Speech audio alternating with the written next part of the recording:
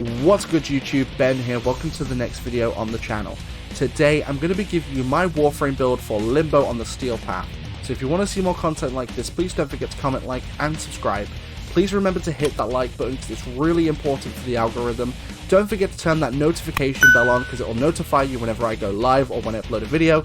And don't forget to join me on Twitch. That link is in the description below. Let's get into the video.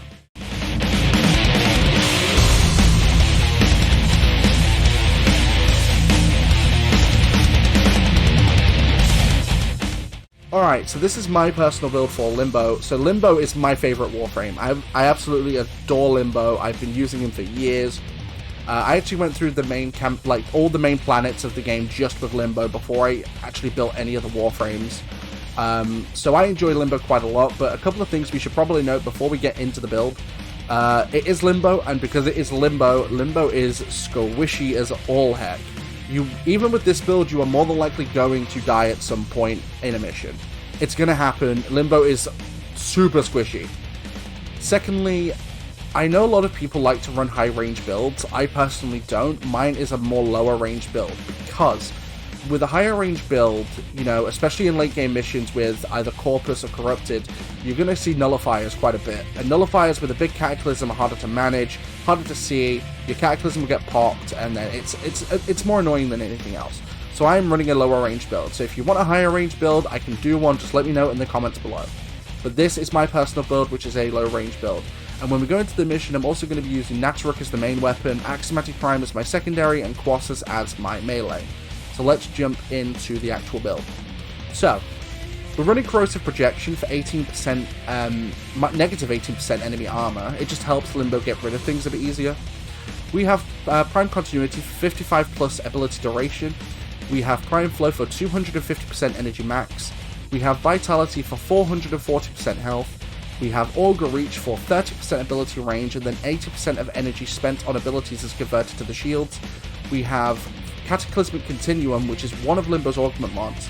Cataclysm augment duration increased by 1 second for every enemy killed. It just allows your Cataclysm to last a bit longer, which is very nice. We have Fleeting Expertise for 60% ability efficiency and negative 60% ability duration. We have Blind Rage for 99% ability strength, negative 55% ability efficiency. We have Narrow Minded for 99% ability duration, negative 66% ability range. And we have Enemy Sense for Enemy Radar. Mine is flawed because I didn't have enough room to put on the full one. But if you have enough room, do it. I just can't be bothered to form one more time. It's not like it matters too much anyway, but...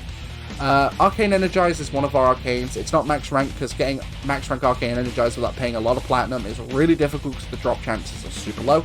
But if you have it at max rank or even lower, equip it, it's still really good.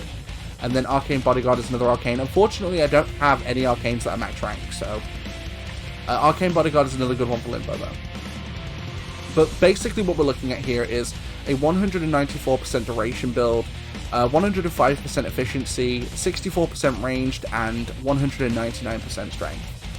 But other than that, let's jump in. If I didn't already mention it, because I can't remember if I did get rid of Rift Surge for Blood Altar. Blood Halter is a very good ability for Limbo, and it makes him even more great for support during multiplayer missions. But let's jump into a mission, and I'll show you what he can do. Alright, so Limbo, like I said before, is squishy, and just to show you how squishy he really is on the Steel Path, I'm going to quickly let myself get mudded, because if I do, you'll see. Shoot me, please.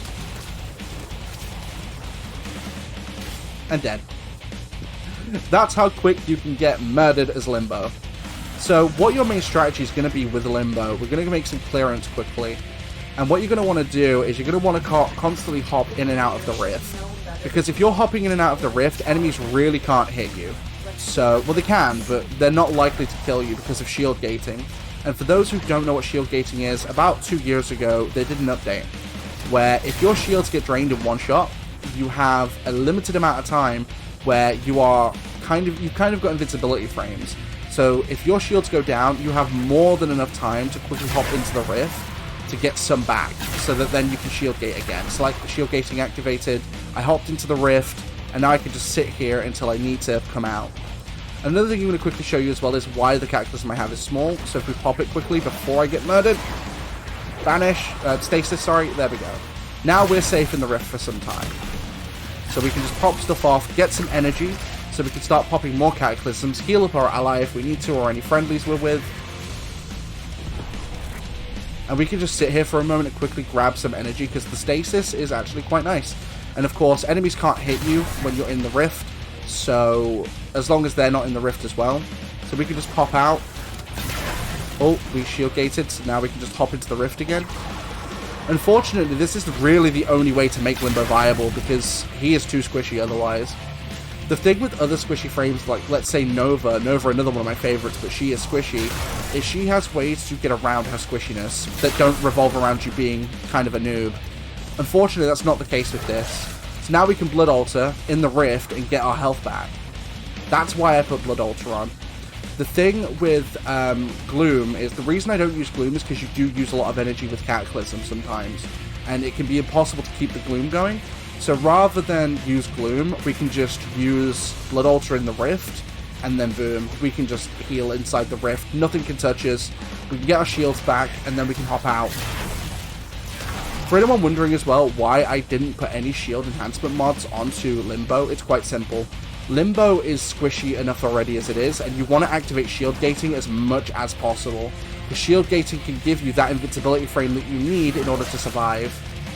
But would I recommend you using Limbo generally for the Steel Path? Absolutely not, no. Limbo is not exactly what I would call a great Steel Path viable Warframe at all. You can do it, but it's slow, and it's not very fun, and not to mention against the Acolytes, you can really get screwed. The only time I would recommend using Limbo on the Steel Path at all is if you're doing like Interception, or if you're doing Defense, or something that doesn't involve getting your Cataclysm popped. So against Infested or against Grenier. I don't recommend it for much else. It's unfortunate because Limbo is really good, but again, he is squishy. So that squishiness cannot really be augmented that well. But if you like this video, don't forget to hit that like button. Please don't forget to hit that notification bell, because it will notify you whenever I go live on live on YouTube with a stream, or upload a video to my YouTube. And don't forget to join me on Twitch. I stream on there 6 days a week. It'd be great to see some of you there. Anyway, I'm going to peace out here, so thank you for watching, and I'll see you guys next time.